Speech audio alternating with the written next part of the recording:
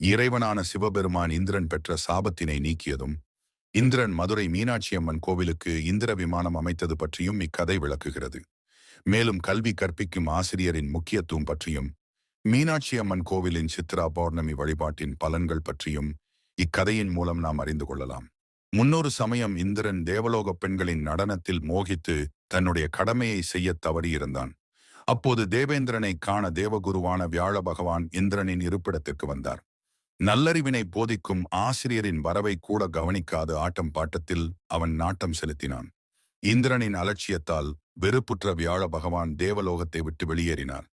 தேவகுருவின் வரவையும் இந்திரனின் அலட்சிய செயலால் அவர் தேவலோகத்தை விட்டு நீங்கியதையும் தேவர்கள் மூலம் இந்திரன் அறிந்தான். அவன் தன் செயலுக்கு மிக்க வருந்தி தேவர்களுடன் இணைந்து தேவகுருவை தேடினான். அவர்களால் தேவகுருவை காண இயவில்லை. தனக்கு ஏற்பட்ட துன்பத்திற்கு பரிகாரம் தேடி அவன் தேவர்களோடு பிரம்மலோகத்திற்குச் சென்றான். பிரம்மனின் இருப்பிடத்தை அடைந்த தேவேந்திரன் நடந்தவைகளை எல்லாம் எடுத்து உரைத்து தேவர்களுக்கு தற்போது நல்வழி காட்ட குரு இல்லாததையும் எடுத்து கூறி வருந்தினான். அப்போது பிரம்மன், நீங்கள் வியாழ பகவானை கண்டுபிடிக்கும் வரையில் அறிவாலும் தொழிலாலும் சிறந்த ஒருவரை உங்களின் தற்காலிக குருவாக்கிக் கொள்ளுங்கள் என்றார். துவட்டா என்பவனின் மகனும் அசுர குலத்தில் உதித்தவனும் ஆகிய விச்சுவரூபன் என்பவனை உங்களின் தற்காலிக குருவாக்கிக் கொள்ளுங்கள் என்றார். அசுர குலத்தில் உதித்தவனை குருவாக்கிக் கொள்வதா என்று முதலில் யோசித்த தேவேந்திரன் இறுதியில் பிரம்மனின் வழிகாட்டுதலுக்கு உட்பட்டான். வியாழ பகவானை அலட்சியப்படுத்தியதற்காக வருத்தம் கொண்டு அதற்கு பரிகாரம் செய்ய தேவேந்திரன் எண்ணினான். புதிய குருவான விச்சுவரூபனிடம் தேவர்கள் நன்கு வாழ யாகம் செய்ய வேண்டும் என்று கூறினான். அதற்கு சம்மதித்த விச்சுவரூபனும் வாயினால் தேவர்களின் நலத்திற்காகவும் மனதினால் அசுரர்களின் நலனுக்காகவும் யாகத்தினை நடத்தினான்.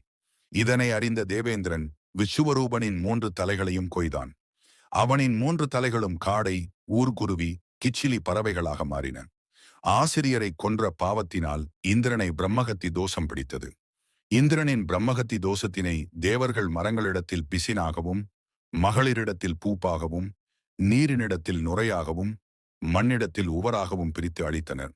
இதனால் இந்திரனை பற்றிய பிரம்மகத்தி தோஷம் நீங்க பெற்று பொலிவுடன் விளங்கினான்.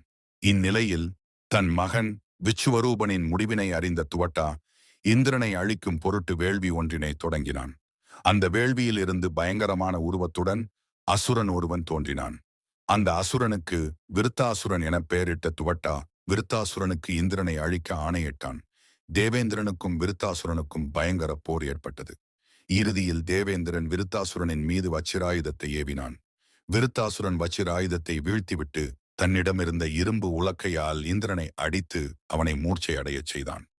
மூர்ச்சை தெளிந்த இந்திரன் இவ்வசுரனுடன் நேருக்கு நேர் போர் புரிய தன்னிடம் வலிமை இல்லை என கருதி மீண்டும் பிரம்மனை சரணடைந்தான்.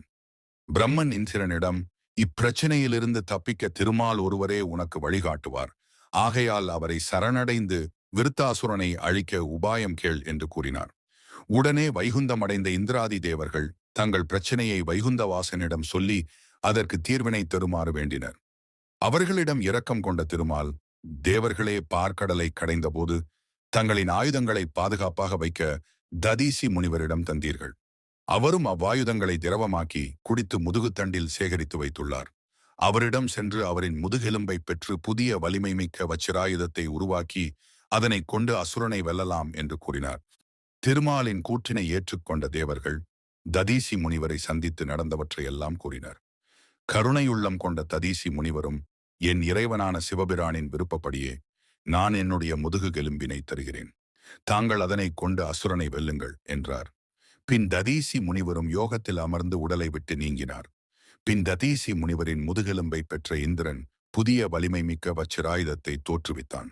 புதிய வச்சிராயுதத்தை பெற்ற இந்திரன் மீண்டும் விருத்தாசுரனுடன் போரிட்டான். வலிமை பெற்று திரும்பி வந்த இந்திரனை கண்ட விருத்தாசுரன் கடலுக்கு அடியில் சென்று ஒளிந்து கொண்டான்.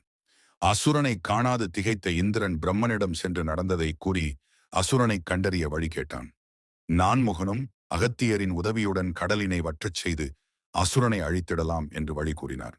இந்திரனும் அகத்தியரிடம் உதவியிடுமாறு கேட்டான். அகத்தியரும் கடலினை உளுந்தளவாக்கி குடித்து விட்டார்.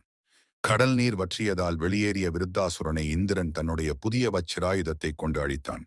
இதனால் இந்திரனை மீண்டும் பிரம்மகத்தி தோஷம் பிடித்துக் கொண்டது. பிரம்மகத்தியால் மனம் பேதலித்த இந்திரன் குளத்தில் மலர்ந்திருந்த தாமரை தண்டினுள் போய் ஒளிந்து கொண்டான். இதனால் தேவேந்திரனை காணாத தேவர்கள் பூலோகத்தில் அசுவமேத யாகம் செய்து சிறப்புற்றிருந்த நகுடன் என்பவனை தேவேந்திரனாக தேர்வு செய்து இந்திர பதவியை அளித்தனர். இந்திர பதவி தந்த மமதையால் நகுடன் இந்திராணியான சசிதேவியை சொந்தமாக்க விரும்பினான். இதனை அறிந்த இந்திராணி தங்களது குருவான வியாழ பகவானை மனதில் நினைத்து தன் துயர் போக்கும்படி வேண்டினாள். வியாழ பகவானும் நகுடனை நேரடியாக வெல்ல முடியாது. அதனால் சப்த ரிஷிகள் 7 சுமந்து வரும் பல்லாக்கில் வந்தால் நகுடனை ஏற்றுக்கொள்வேன் என வேண்டுகோள் விடு என்று கூறினார். சசிதேவியும் வியாழ பகவான் சொல்லியவாறே சொல்லி அனுப்பினாள்.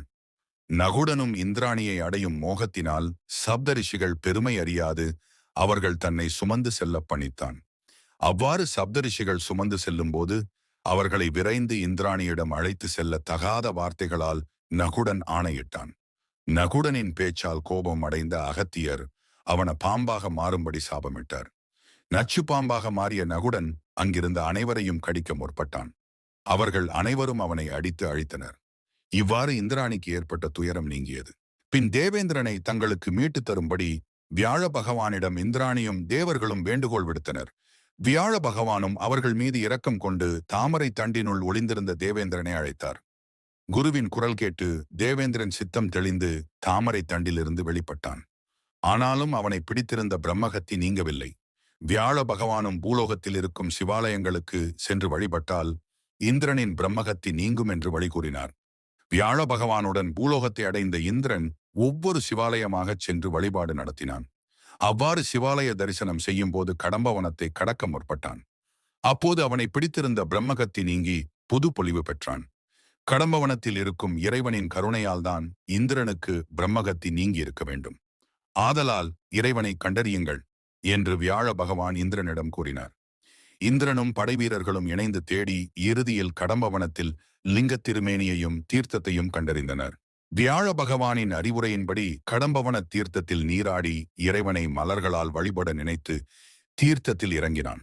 இறைவனின் திருவருளால் அத்தீர்த்தத்தில் பொற்றாமரைகள் மலர்ந்தன. இந்திரனும் அம்மலர்களைக் கொண்டு சிவபிரானை வழிபட்டான்.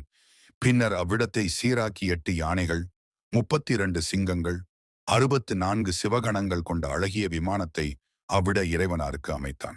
இறைவனாரும், தேவேந்திரனே, உன்னுடைய பிரம்மகத்தி முற்றிலும் நீங்கிவிட்டது, நீ வேண்டுவது யாது என்று வினவினார். ஒவ்வொரு ஆண்டும் சித்திரை மாதத்தில் வரும் பௌர்ணமியில் இங்கு வந்து வழிபடு. அன்றைய தினம் இவ்வாலய வழிபாடு உனக்கு ஆண்டு முழுவதும் வழிபட்ட பலனை உனக்கு நல்கும். இவ்வாலயத்தில் சொக்கநாதர், சோமசுந்தரர் என்ற திருநாமங்கள் கொண்டு எம்மை வழிபடுவோர் உன்னைப் போலவே தங்களின் துன்பங்கள் நீங்கப் பெறுவர் என்றார். மேலும் நீ பல்லாண்டு இந்திர பதவியை வகித்து இறுதியில் எம் திருவடி சேர் என்று அருளினார். அதனாலேயே இன்றைக்கும் மீனாட்சி அம்மன் கோவிலில் மூலவருக்கு இந்திரன் அமைத்த விமானம் இந்திர விமானம் என்றும், கடம்பவன தீர்த்தம் பொற்றாமரை குளம் என்றும், இறைவனார் சொக்கநாதர், சோமசுந்தரர் என்றும் அழைக்கப்படுகின்றனர். இந்திரன் பழி தீர்த்த இக்கதையின் கருத்து என்னவென்றால், சுகபோகங்களில் மூழ்கி கடமையை மறந்தால் அதிகம் துன்பப்பட நேரிடும். எந்த சூழ்நிலையிலும் நம் வாழ்விற்கு வழிகாட்டிய குருவை உதாசீனப்படுத்தக்கூடாது. உயர்ந்த நிலை அடைந்தாலும் பெண்களை இழிவுபடுத்தினால் அழிவு உறுதி. திக்கற்ற நிலையில் தெய்வமே துணையாகும். ஓம் நம சிவாய. நன்றி, வணக்கம்.